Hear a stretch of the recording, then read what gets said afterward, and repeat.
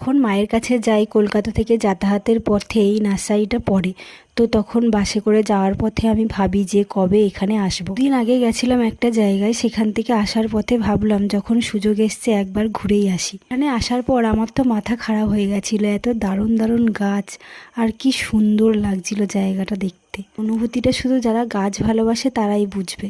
গাছ এখানে পাওয়া যায় না, সব ধরনের গাছ আমি এখানে দেখেছি। এর প্রতি আমার এত ভালোবাসা কেন আমি বুঝতে পারি না। আমার মন খারাপের সময় কেউ যদি আমাকে একটা গাছ গিফট করে আমি তো খুব খুশি হয়ে যাব। দেখো বন্ধুরা, সামনেই গোলাপ ফুলের গাছটা, কত সুন্দর একটা কালার, কি দারুণ লাগছে দেখতে। আর কত গোলাপ ফুল এখানে ছিল, খুব সুন্দর সুন্দর। বন্ধুরা, তোমরা তো এতক্ষণ দেখলে যে আমি নার্সারিতে তোমাদের গাছগুলো দেখালাম, তো তোমাদের ইচ্ছা করছে না যে আমি কি গাছ কিনলাম? তো দেখো, আমি ওখান থেকে বেশি কিছু গাছ কিনতে পারিনি।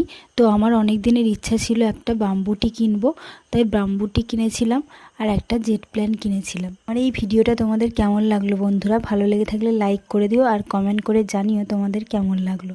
দেখা হচ্ছে অন্য কোনো ভিডিও নিয়ে। টাটা বন্ধুরা।